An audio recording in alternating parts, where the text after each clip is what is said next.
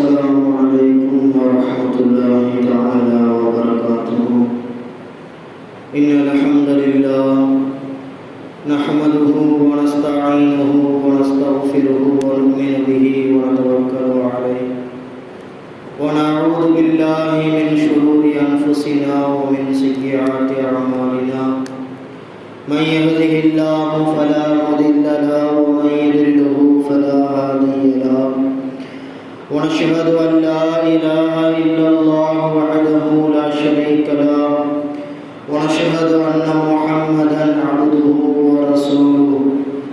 أما بعد فقد قال الله تبارك وتعالى في القرآن العظيم وبالفرقان المجيد بعد أعوذ بالله من الشيطان الرجيم بفضل بسم الله الرحمن الرحيم. إنما الخمر والميسر والأنصاب والأزلام رجس من عمل الشيطان فاجتنبوه لعلكم تفلحون. أو كما قال. وقال رسول الله صلى الله عليه وسلم إنما الأعمال بالنيات وإنما لكل امرئ ما نوى. وقال أيضا من شرب خمرا قطحا حرام عليه رائحة الجنة. أو كما قال صلى الله عليه وسلم.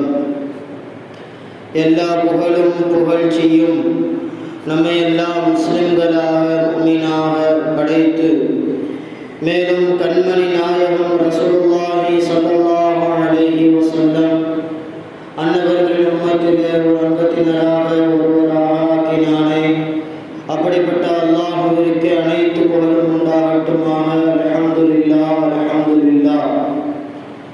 அவனுடைய சாந்தியும் சமாதானமும் அளவற்ற கருணையும் கிருபையும் எம்பெருமானார் முஹம்மது முஸ்தபா ரசூலே கரீம் முஜ்தபா ஸல்லல்லாஹு அலைஹி வஸல்லம் அன்னவர்களின் மீதும் அன்னவர்களின் வாழ்க்கையை அடிப்பிரடாமல் அப்படியே பின்பற்றி வாழ்ந்த உத்தம சத்திய சஹாபாக்கள், தாபிஈன்கள், தபா தாபிஈன்கள், வலிமார்கள், இறைநேச செல்வர்கள், சாலிஹான நல்லடியார்கள், குறிப்பாக இந்த அவையிலே ஒன்று அமர்ந்திருக்கின்ற நம் அனைவர்களின் மீதும் இன்னும் வர இருக்கின்ற ஊரார்கள், ஜமாத்தினர்கள் அனைவர்களின் மீதும் அல்லாஹ்வினுடைய சாந்தியும் சமாதானமும் அளவற்ற கருணையும் கிருபையும் என்றென்றும் நிலவட்டுமாக. ஆமீன் ஆமீன் யா ரப்பல் ஆலமீன். அன்பிற்கினிய அல்லாஹ்வின் நல்லடியார்களே, நாமெல்லாம் அல்லாஹ்வை வணங்கி வழிபடுவதற்காக அவனுடைய இல்லத்திலே அவனுக்கு பிடித்தமான ஒரு இடத்திலே விட்டிருக்கின்றோம். அல்ஹம்துலில்லாஹ். இதுபோல் எல்லா நாட்களும் அவனை வணங்கி வழிபடுகின்ற நல்லடியார்களாகவும் அவன் எதையெல்லாம் செய்யும்படி நமக்கு ஏவிருக்கின்றானோ, எதையெல்லாம் ஹலாலான காரியங்களாக நமக்கு ஆக்கியிருக்கின்றானோ அனைத்து விதமான நல்ல காரியங்களையும் ஹலாலான காரியங்களையும் செய்கின்ற நல்லடியார்களாகவும் அவன் எதையெல்லாம் விட்டும் தவிர்த்திருக்கும்படி நமக்கு ஏவிருக்கின்றானோ அவன் அனைத்து விதமான தீய காரியங்களிலிருந்தும் ஹராமான காரியங்களிலிருந்தும் தவிர்ந்தவர்களாகவும் இருக்கின்ற பாக்கியத்தை வல்ல ரஹ்மான் உங்களுக்கும் எனக்கும் அருள் புரிவானாக. ஆமீன் ஆமீன் யா ரப்பல் ஆலமீன். அன்பிற்கினிய அல்லாஹ்வின் நல்லடியார்களே, இஸ்லாமிய மார்க்கம் மனித ஒழுக்கங்களையும் மனிதனுடைய வாழ்க்கையில் அவனுக்கு எதுவெல்லாம் சிறந்ததாக இருக்கின்றதோ அதையெல்லாம் ஹலாலாக ஆக்கி தந்திருக்கின்றது. அதே போன்று ஒரு மனிதனுக்கு எதுவெல்லாம் தீங்கு விளைவிக்குமோ, எதுவெல்லாம் அவனுக்கு உகந்ததாக இருக்காதோ, அவனை நல்லடியார்கள் என்ற அந்த லிஸ்டிலிருந்து எதுவெல்லாம் அவனை தடுக்குமோ அப்படிப்பட்ட தீய காரியங்களிலிருந்தும் அனைத்து விதமான தவறான செயல்களிலிருந்தும் இஸ்லாமிய மார்க்கம் மனிதனை தவிர்த்து இருக்கும்படி உத்தரவிட்டு கொண்டே இருக்கின்றது. அதனால்தான் இஸ்லாமிய மார்க்கம் என்பது ஒரு மனிதனுக்கு அவனுடைய வாழ்வின் கட்டுப்பாட்டுக்குள் அவனை வைத்திருக்கக்கூடிய ஒரு மார்க்கம் என்பார்கள். ஒரு மனிதன் எப்படி வாழ வேண்டும், அவன் எப்படி உடை உடுத்த வேண்டும், அவன் எதனை சாப்பிட வேண்டும், அவன் எதை சாப்பிட்டால் அவனுக்கு நல்லதாக இருக்கும், அவன் சாப்பிடக்கூடிய பொருள் அல்லாஹ்விற்கு உகந்ததாக அது எப்படி ஆகின்றது என்கின்ற வாழ்க்கையினுடைய ஒட்டுமொத்த ஒழுக்கங்களையும் ஒருவனுடைய வாழ்க்கையினுடைய ஒட்டுமொத்த அடிப்படை விஷயங்களையும் கற்றுத்தருகின்ற ஒரு அழகிய மார்க்கமாய் இஸ்லாமிய மார்க்கம் அமைந்திருக்கின்றது. அன்பிற்கினே அல்லாஹ்வின் நல்லடியார்களே, அந்த ஒழுக்கங்களில் உணவு ரீதியான ஒழுக்கங்களையும் இஸ்லாமிய மார்க்கம் இதுவெல்லாம் சாப்பிடுவது ஹலாலாக இருக்குகின்றது, இதுவெல்லாம் சாப்பிடாமல் இருப்பது, இதையெல்லாம் விட்டு தவிர்ந்திருப்பது ஹராமாக இருக்குகின்றது என்பதையும் நமக்கு வலியுறுத்தி காட்டிக்கொண்டே இருக்குகின்றது. அந்த அடிப்படையிலே நாம் நம்முடைய உணவு பழக்க வழக்கங்கள், நம்முடைய குடிபானங்களை நாம் எடுத்துக்கொள்வோமேயானால் எதுவெல்லாம் ஹலாலாக இருக்குகின்றதோ அதனை நாம் சாப்பிட வேண்டும். நாம் எப்பொழுது ஹலாலான உணவுகளை நம்முடைய வாழ்க்கையில் எடுத்துக்கொள்ளுகின்றோமோ அப்பொழுது நம்முடைய வாழ்க்கையினுடைய அமல் ரீதியான விஷயங்கள், அல்லாஹ்வை தேடக்கூடிய விஷயங்கள் நம்மிடத்திலே உருவாகி கொண்டே இருக்கும். ஒரு மனிதனுடைய பெரியார்கள் சொல்லுவார்கள், ஒரு மனிதனுடைய வணக்க வழிபாடுகளிலே ஒரு இடையூறு ஏற்படுகின்றது என்று சொன்னால், ஒரு மனிதனால் தன்னுடைய வணக்க வழிபாடுகளிலே ஆர்வம் காட்ட முடியவில்லை என்று சொன்னால் அதற்கான காரணம் என்ன என்று எழுதுகின்ற மார்க்க அறிஞர்கள் எழுதுவார்கள். அதிலே ஒரு காரணமாய் அவனுடைய உணவு பழக்க வழக்கங்களிலே ஹராம் சேர்ந்திருக்கும், அவனுடைய இரத்த நாணங்களிலே உணவுகளின் ரீதியாக ஹராமான இரத்தங்கள் ஓடிக்கொண்டிருக்கும், அதனின் காரணமாய் அவனுடைய வாழ்க்கையிலே நல்ல விஷயங்களை, நல்ல அமல்களை அவனால் செய்ய முடியாமல் போய்விடுகின்றது என்பதாக எழுதுவார்கள். அன்பிற்கினே அல்லாஹ்வின் நல்லடியார்களே, நம்முடைய உணவு பழக்க வழக்கங்களை கூட மார்க்கம் அழகான முறையிலே நமக்கு கற்றுத்தந்திருக்கின்றது. சென்ற வாரத்திற்கு முந்தைய வாரம் நாம் எல்லாம் ஒரு விஷயத்தை கேள்விப்பட்டோம். கள்ளக்குறிச்சியிலே நடந்த ஒரு கோர சம்பவம். கள்ளச்சாராயத்தால் அதனை குடித்தவர்கள் இறந்து போன செய்திகளை நாம் கேள்விப்பட்டோம். அன்பிற்கினே அல்லாஹ்வின் நல்லடியார்களே, மதுவை குறித்து இஸ்லாமிய மார்க்கம் அழகான முறையிலே குர்ஆனிலே பல இடங்களிலே அல்லாஹ் தஆலா மதுவினுடைய கோர தாண்டவத்தை அல்லாஹ் பதிவு செய்வான். ஒரு மனிதன் மதுவை அருந்துகின்ற பொழுது அவனுடைய நிலைப்பாடுகள் எப்படியெல்லாம் மாறும் என்பதை குறித்து, ஏன் மதுவை நாம் ஹராமாக ஆக்குகின்றோம் என்பதை குறித்து, அந்த மதுவை ஹராமாக ஆக்கியதனால் நமக்கு என்ன பிரயோஜனங்கள் ஏற்படுகின்றது என்பதையெல்லாம் அல்லாஹ் தன்னுடைய திருக்குர்ஆனிலே அழகாக பதிவு செய்வான். அப்படி ஒரு இடத்திலே அல்லாஹ் பதிவு செய்கின்ற பொழுது அல்லாஹ் அழகாக சொல்லுவான், இன்னமல் ஹம்ரு வல் மைஸ்ரு வல் அன்சாப் வல் அஸ்லாமு ரிஜ்ஸும் மின் அமலி ஷைத்தான். இந்த போதை பழக்கங்கள், மதுவை அருந்துவது, சூது ஆட்டங்கள் ஆடுவது, சிலை வணக்கம் புரிவது, குறி பார்ப்பது, இவைகளெல்லாம் ஷைத்தானுடைய செயல்களில் இருந்தும் இருக்குகின்றது, ஷைத்தானுடைய செயலாக இதுவெல்லாம் இருக்குகின்றது என்பதாக அல்லாஹ் சொல்லிவிட்டு சொல்லுவான், ஃபஜ்தனிபூஹு, அதை விட்டும் நீங்கள் தவிர்ந்து இருங்கள், அல்லக்கும் துஃப்லிஹூன், நீங்கள் வெற்றியாளர்களாக மாறிவிடுவீர்கள் என்பதாக அல்லாஹ் தன்னுடைய திருமறையிலே அழகாக பேசுவான். அன்பிற்கினே அல்லாஹ்வின் நல்லடியார்களே, மதுவை அல்லாஹ் ஹராமாக ஆக்கியதற்கான முக்கிய காரணத்தை அல்லாஹ் இங்கு பதிவு செய்திருக்கின்றான். அதில் முதலாவது காரணமாக அல்லாஹ் சொல்லுவது பாவம் என்பது அடுத்தபடியாக அல்லாஹ் சொல்லுகின்றான். முதலாவதாக அல்லாஹ் குறிப்பிடுகின்ற செய்தி அது ஷைத்தானுடைய செயல்களில் இருந்தும் இருக்கின்றது என்பதாக அல்லாஹ் சொல்லி காட்டுகின்றான். நாம் அந்த செயலை நம்முடைய வாழ்க்கையிலே எடுத்துக்கொள்ளலாமே என்பதை நாம் கொஞ்சம் சிந்தித்து பார்க்க வேண்டும். இன்றைய காலகட்டத்திலே மதுவினுடைய நிலைப்பாடுகள் மக்களிடத்தில் எந்த அளவிற்கு அதனுடைய தாக்கங்கள் வந்து கொண்டு இருக்கின்றது என்பதை நாம் கொஞ்சம் உணர வேண்டும். அவ்வப்போது ஆங்காங்கே போராட்டங்கள் நடைபெறுகின்றது, மதுவினுடைய விழிப்புணர்வுகள் செய்யப்படுகின்றது, மது அருந்தாதீர்கள், அதனுடைய கேடு என்ன என்பதையெல்லாம் விளம்பரங்களால், போராட்டங்களால், புத்தகங்களால், எழுத்து வடிவுகளால், அதே போன்று உருவப்படங்களால் இது போன்ற விழிப்புணர்வுகள் எல்லாம் ஆங்காங்கே செய்து கொண்டே தான் இருக்கின்றார்கள். ஆனால் அதிலிருந்து மனிதன் விழிப்புணர்வு பெற்றுவிட்டார்களா? எத்தனை பேர்கள்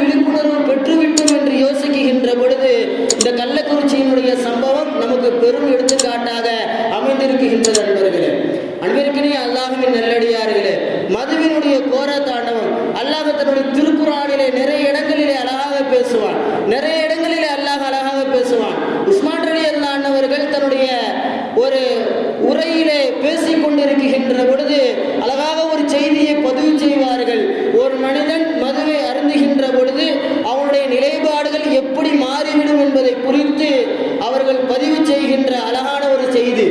அன்பிற்கினிய அல்லாஹ்வின் நல்லடியார்களே, உஸ்மான் ரலியல்லாஹு அன்ஹு அவர்கள் சொல்லுவார்கள், சுலைமான் அலைஹிஸ்ஸலாம் அவருடைய காலகட்டத்திலே ஒரு ஆபித் ஒருவர் இருந்தார், வணக்கசாலி, அல்லாஹ்வினுடைய பாதையிலே தன்னுடைய வாழ்க்கையை முற்றிலுமாக அர்ப்பணித்துக் கொண்டவர், தன்னுடைய வாழ்க்கையை முற்றிலுமாக அல்லாஹ்வை வணங்குவதிலேயே கழிக்கின்ற ஒரு ஆபித். அப்படிப்பட்ட ஒரு நபர் சுலைமான் அலைஹிஸ்ஸலாம் அவருடைய காலகட்டத்திலே வாழ்ந்து வந்தார். அவரை ஒரு விபச்சாரி பெண்மணி ஒருவர் அவரை பார்த்துவிட்டு அவரை காதலித்துக் கொண்டே இருக்கின்றார். அவரிடத்தில் பேசலாம் என்று வருகின்ற பொழுது அதற்கான ஈடுபாடுகளை அந்த ஆபிது கொடுக்காமல், அந்த வணக்கசாலி கொடுக்காமல், தன்னுடைய வணக்கத்தினுடைய அல்லாஹ்வை வணங்குவதனுடைய அந்த வேலையிலேயே தன்னுடைய சிந்தனைகளை முழுமையாக அவர் கழிக்கின்றார். இந்த விபச்சாரி பார்க்கின்றார், அவரிடத்தில் பேசவும் முடியவில்லை, அவர் எப்படி அணுகுவது என்பதை அவரால் தீர்மானிக்க முடியவில்லை. அவர் ஒரு திட்டம் ஒன்றை தீட்டுகின்றார். ஒரு நாள் ஒருவனை அழைத்து அந்த ஆபிதை தன்னுடைய வீட்டிற்கு அழைத்து வாருங்கள் என்பதாக தூது அனுப்புகின்றார். சும்மா சாதாரணமாக அழைத்தால் அவர் வரமாட்டார் என்பதாக அவளுக்கு தெரியும். உடனே அவள் ஒரு காரணத்தையும் அதற்காக தீட்டுகின்றார். அந்த ஆபிதை நீங்கள் அழைத்து வாருங்கள், காரணம் என்னவென்று சொன்னால் நான் ஈமான் கொண்டு விட வேண்டும் என்பதாக சொல்லி அவரை அழைத்து வாருங்கள், அப்பொழுதுதான் அவர் வருவார் என்பதாக அழைக்கின்ற பொழுது இந்த தூதுவர் சென்று அந்த ஆபிதை அழைத்து வருகின்றார். இந்த விபச்சாரியினுடைய வீட்டிற்கு அழைத்து வந்தவர் ஆபிது தன்னுடைய அந்த விபச்சாரியுடைய வீட்டிற்கு வந்து விடுகின்றார். வந்ததற்கு பிறகு விபச்சாரி தன்னுடைய செய்திகளை சொல்லுகின்றார். நான் உன்னை காதலிக்குகின்றேன், நீ என்னிடத்திலே தவறான உறவு நீ புரிந்துவிட வேண்டும் என்பதற்காகத்தான் உன்னை அழைத்து வருவதற்கு நான் தூது அனுப்பினேனே தவிர நான் ஈமான் கொள்வதற்காக உன்னை அழைத்து வர சொல்லவில்லை என்பதாக அந்த ஆபிதிடத்திலே அந்த விபச்சாரி பெண்மணி சொல்லுகின்றார். அந்த ஆபிது இதுவெல்லாம் தவறான செய்தியாக இருக்கின்றது, இதை அல்லாஹ் தடுத்திருக்கின்றான், நான் ஒருபோதும் இந்த காரியத்திற்கு துணை வரமாட்டேன், இதற்கு என்னுடைய அனுமதியை நான் தரமாட்டேன் என்பதாக அவரிடத்திலே சொல்லுகின்ற பொழுது அந்த விபச்சாரி பெண்மணி சொல்லுகின்றாள், நீ இப்பொழுது ஒத்துக்கொள்ளவில்லை என்று சொன்னால் நான் வெளியே சென்று நீ என்னை தவறான உறவு புரிந்துவிட்டாய் என்பதாக நான் வெளியே சொல்லிவிடுவேன். இவ்வளவு காலங்கள் உன்னை நல்லவர்கள் என்று நினைத்தவர்களிடத்திலே உன்னை பற்றி தவறான எண்ணத்தை ஏற்படுத்தி விடுவேன் என்பதாக அவரிடத்திலே அவரை பயம் காட்டுகின்ற பொழுது அந்த ஆபித் என்ன செய்வது என்று புரியாமல் திகைத்து நிற்கின்றார்.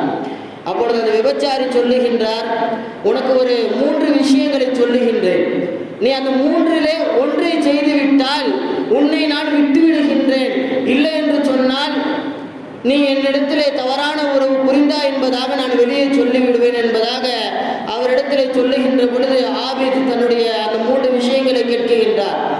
அந்த பெண்மணி சொன்னால், விபச்சாரி சொன்னால், நீ 3 விஷயங்கள் செய்ய வேண்டும். அதிலே ஒன்று, என்னுடைய குழந்தை இருக்குகின்றது, இந்த குழந்தையை கொன்றுவிடு, இந்த குழந்தையை கொன்றுவிடு, கொலை புரிய வேண்டும். முதலாவது குற்றம் கொலையை புரிய வேண்டும்.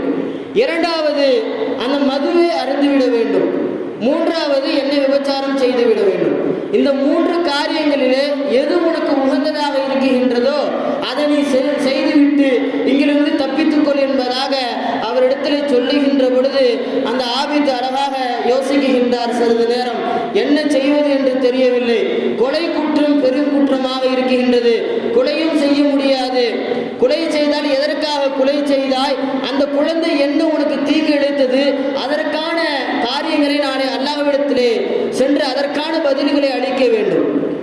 இரண்டாவது விபச்சாரம் செய்வது, இதை அந்த பெண்மணிடத்திலே நாம் தவறான உறவு புரிவது ஹராமாக இருக்கின்றது, இதுவும் பெரும் குற்றமாக இருக்கின்றது, எனவே அதையும் செய்யக்கூடாது என்பதாக முடிவு செய்த அந்த ஆபித் மூன்றாவதாக மதுவை அருந்திவிட வேண்டும் என்பதாக தீர்மானம் செய்கின்றார்.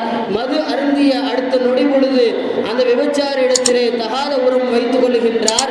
அந்த குழந்தையும் கொன்று விடுகின்றார். இதற்கு அல்லாஹ்வின் நல்லடியார்களே, சிந்திக்கக்கூடிய ஒரு விஷயம். ஒரு ஆபிதாக இருக்கக்கூடிய ஒருவர் அவருடைய வாழ்க்கையிலே இந்த பெரும் குற்றம் செய்துவிடக் கூடாது என்பதற்காக ஒரு கிளாஸ் மதுவை தான் அருந்தினார். அந்த மதுவினுடைய போதை அவரை மறக்கடித்தது. அதனின் காரணமாக எந்தெந்த பாவத்தை எல்லாம் செய்யக்கூடாது என்பதற்காக மதுவை அருந்தினாரோ அந்த பாவத்தை எல்லாம் செய்வதற்கு வழிவகுத்து விடுகின்றது இந்த மது என்பர்களே. இது போன்ற நிறைய வரலாறுகளை நாம் பார்க்கலாம். அல்லாஹ் தன்னுடைய திருக்குர்ஆனிலே இது போன்ற வரலாறுகளை எல்லாம் சொல்லுவான். அல்லாஹ்வின் நல்லடியார்களே, மதுவினுடைய கோரங்கள், மதுவினுடைய நிலைப்பாடுகள் இதுதான் என்பர்களே. நாம் மதுவை அருந்துகின்ற பொழுது நம்முடைய நிலைப்பாடுகள் என்னவென்று என்ன நிலையில இருக்குகின்றோம் என்பதை நாம் மறந்து விடுகின்றோம். அந்த நேரத்திலே எதிர்ப்புறத்திலே யாராவது ஒருவர் ஏதாவது சின்ன வார்த்தைகள் சொல்லிவிட்டால் கூட அதை போதையின் பிடியால், போதையினுடைய கோர தாண்டவத்தால் பெரும் பிரச்சனைகளாக இன்று ஒவ்வொரு குடும்பங்களிலும் வெடிக்குகின்ற ஒரு நிலைப்பாடை நாம் பார்த்து வருகின்றோம். அதனால் தான் இஸ்லாமிய மார்க்கம் அழகான முறையிலே மதுவை நமக்கு முற்றிலுமாக ஹராமாக ஆக்கியிருக்கின்றது. அருமை நாயகம் ஸல்லல்லாஹு அலைஹி வஸல்லம் அவர்கள் தன்னுடைய வார்த்தை மொழியாக அழகாக சொல்லுவார்கள், மன் ஷரிப ஹம்ரன் கத்தஹன், எந்த ஒரு மனிதர் மதுவினுடைய ஒரு சொட்டை அருந்தி விட்டாரோ, ஒரு சொட்டை, ஒரு கிளாஸ் அல்ல, ஒரு பாட்டில் அல்ல, இன்று அதையெல்லாம் தாண்டி நம்முடைய சமூகங்கள் குடித்து கொண்டிருக்கின்றார்கள். இன்றைய பண்டிகையினுடைய நாட்களினுடைய வியாபாரத்தினுடைய முதலிடத்திலே மதுவினுடைய விற்பனை நிற்கின்றது என்று சொன்னால் சமூகத்திலே மதுவினுடைய கோரத்தாண்டவம் எந்த அளவிற்கு வளர்ந்து வருகின்றது. அதனுடைய பிடியிலே மாட்டிக்கொள்ளுகின்ற இளைஞர்கள், அதிலே மாட்டிக்கொள்கின்ற குடும்பத்தார்கள், பெரியார்கள் எந்த அளவிற்கு அதிலே மாட்டிக்கொண்டிருக்கின்றார் என்பதை நம்மளால் சிந்திக்க முடியும். அன்பிற்கினிய அல்லாஹ்வின் நல்லடியார்களே, அருமை நாயகம் அழகாக சொல்லுவார்கள், எந்த ஒரு மனிதர் ஒரு சொட்டு ஒரு மடற்கு, ஒரு மிடரு மதுவை அருந்திவிட்டாரோ அவர் சொர்க்கத்திலே நுழைவதற்கு அவருக்கு ஹராமாக ஆக்கப்பட்டு விட்டது என்பதாக அருமை நாயகம் ஸல்லல்லாஹு அலைஹி வஸல்லம் அவர்கள் மதுவை குறித்து எச்சரிக்கை செய்கின்றார்கள். அன்பிற்கினிய அல்லாஹ்வின் நல்லடியார்களே, நாம் கொஞ்சம் சிந்தனை செய்ய வேண்டும். மதுவினுடைய கோர தாண்டவம், மதுவினுடைய நிலைப்பாடுகள் என்ன என்பதை நாம் கொஞ்சம் சிந்தனை செய்து பார்க்க வேண்டும் என்பர்களே. நாம் கொஞ்சம் அதனை சிந்தனை செய்ய வேண்டும். காரணம் என்னவென்று சொன்னால், இன்றைய காலகட்டத்திலே குடும்பத்தினுடைய சீரழிவுகள் முதலாவது விஷயமாக பார்க்கப்படுகின்ற விஷயம் மதுவினால் ஏற்படுகின்றது. ஒருவன் விவாகரத்து, ஒரு கணவன் மனைவிக்கு மத்தியிலே விவாகரத்து ஆவதற்கு முக்கிய காரணங்களாய் மது இருக்குகின்றது. தலாக்கினுடைய முக்கிய விஷயமாக இருக்குகின்றது. ஒரு குடும்பம் முன்னேற முடியாமல் தவிப்பதற்கு காரணமாக மது அமைந்து கொண்டே இருக்கின்றது. ஒரு சமூகத்தினுடைய சீரழிவிற்கு முக்கிய காரணமாக மது அமைந்து கொண்டிருக்கின்றது. அதனால் தான் அருமை நாயகம் ஸல்லல்லாஹு அலைஹி வஸல்லம் அவர்கள் மதுவிலே கடந்த அருமை சஹாபாக்களை கூட கொஞ்சம் கொஞ்சமாக அதனுடைய கோர பிடியிலிருந்து தப்பிக்க வைத்தார்கள். அதனுடைய நிலைப்பாடுகள் என்ன என்பதை சொல்லி சொல்லி புரிய வைத்தார்கள். அல்லாஹ் தன்னுடைய திருமறையிலே அதனுடைய விஷயங்களை அழகாக சொல்லுவான். முதலாவது அல்லாஹ் ஹராம் என்று சொன்னான். அடுத்தபடியாக எதற்காக உங்களுக்கு அதை ஹராமாக ஆக்கினோம் என்பதையும் அல்லாஹ் பதிவு செய்தான். அதனை குடிப்பதால் என்ன நீங்கள் அடைய இருக்குகின்றீர்கள் என்பதையும் அல்லாஹ் பதிவு செய்கின்றான். அன்பிற்கினிய அல்லாஹ்வின் நல்லடியார்களே, மதுவினுடைய நிலைப்பாடுகள் இவ்வுலகிலும் கெடுதியை விடுவிக்கக்கூடியதாக இருக்குகின்றது. நாளை மறுமையிலும் அது கெடுதியை விடுவிக்கக்கூடியதாக இருக்குகின்றது. அன்பர்களே, நாம் அந்த மதுவிலிருந்து நம்முடைய சமூகத்தை பாதுகாக்க வேண்டும். இன்றைய சமூகம் எந்த அளவிற்கு மதுவிலே இருக்குகின்றது என்று ஒரு சின்ன ஒரு உதாரணத்தை சொல்லுகின்றேன். மதுவை அருந்துகின்ற சகோதரர்களுக்கு மத்தியிலே அண்ணன் ஒரு இடத்திலே உட்கார்ந்து மது அருந்தினால் அதே எதிர்ப்புறத்திலே அமர்ந்து தம்பியும் மது அருந்துகின்ற ஒரு நிலைமை. ஒரு ஊரினுடைய இந்த பகுதியிலே பிள்ளை அருந்தினால் அடுத்த பகுதியிலே தன்னுடைய தந்தை அருந்துகின்ற ஒரு நிலை. இப்படி மதுவினுடைய கோர தாண்டவங்கள். பிள்ளை லைட்டாக அருந்தி வருகின்றார் என்று சொன்னால் தகப்பன் அதிகமாக அருந்தி வருகின்றார். இதுதான் இன்றைய நிலைகள். இன்றைய நிலை இப்படி மாறிவிட்டது. அன்பிற்கினிய அல்லாஹ்வின் நல்லடியார்களே, இஸ்லாமிய போதனைகளை அவர்களுக்கு நாம் சொல்ல வேண்டும். இதனுடைய படிப்பினைகளை நாம் அவர்களுக்கு சொல்லி காட்ட வேண்டும். மதுவினால் எந்த அளவிற்கு சீரழிவுகள் ஏற்படுகின்றது என்பதை புரிய வைக்க வேண்டும். பல விழிப்புணர்வுகள் வந்து கொண்டே இருந்தாலும் கூட அதனுடைய புரிதல்கள் இன்னும் நம்முடைய மக்களிடத்திலே கொண்டு சேர முடியாமல் தவித்துக் கொண்டிருக்கின்றார்கள். இன்னும் நாம் கொஞ்சம் சிந்திக்க வேண்டும். கள்ளக்குறிச்சியிலே கள்ள சாராயத்தின் மூலமாக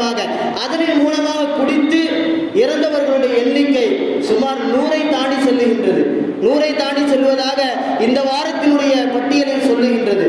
சென்ற வாரத்தினுடைய பட்டியல் 50க்குள்ளே இருந்தது. அடுத்த வாரத்திலே அடுத்த 50 வந்துவிட்டது. இதுதான் நிலை அன்பர்களே. இஸ்லாமிய மார்க்கம் ஒரு பொருளை இது ஒருவனுக்கு ஹராம் என்று சொன்னது என்று சொன்னால் அதிலே வெறுமனையாக அல்லாஹ் ஹராமாக ஆக்கினான் என்பது மாத்திரம் இருக்காது. அது மனிதனுக்கு உகந்ததா என்பதை அல்லாஹ் தீர்மானம் செய்வான். இது மனிதனுக்கு இந்த பொருள் உண்டால் அவனுக்கு உகந்ததாக இருக்கும், இதனை அவன் தவிர்த்து கொண்டால் அவனுக்கு அது சரியானதாக இருக்கும் என்பதை தீர்மானித்தவன் அல்லாஹ். அவனுக்கு நம்மை பற்றியும் தெரியும், நம்முடைய உடல்நிலைகளை பற்றியும் தெரியும், நம்முடைய ஆரோக்கியத்தை பற்றியும் தெரியும். அதனால்தான் அல்லாஹ் தஆலா அதனை ஹராமாக ஆக்கினான். இன்று நாம் அல்லாஹ் ஹராமாக ஆக்கிவிட்டான், அதனால் குடிக்கக்கூடாது என்பதை மாத்திரம் விளங்கி வருகின்றோம். அதனுடைய உண்மை நிலைப்பாடுகள் என்ன என்று கொஞ்சம் உள்ளே சிந்தித்தால் இது போன்ற சம்பவங்கள் நமக்கு அழகான எடுத்துக்காட்டை கொடுக்கும். அதனுடைய கோர தாண்டவங்கள், அதனுடைய பிடிகள் எந்த அளவிற்கு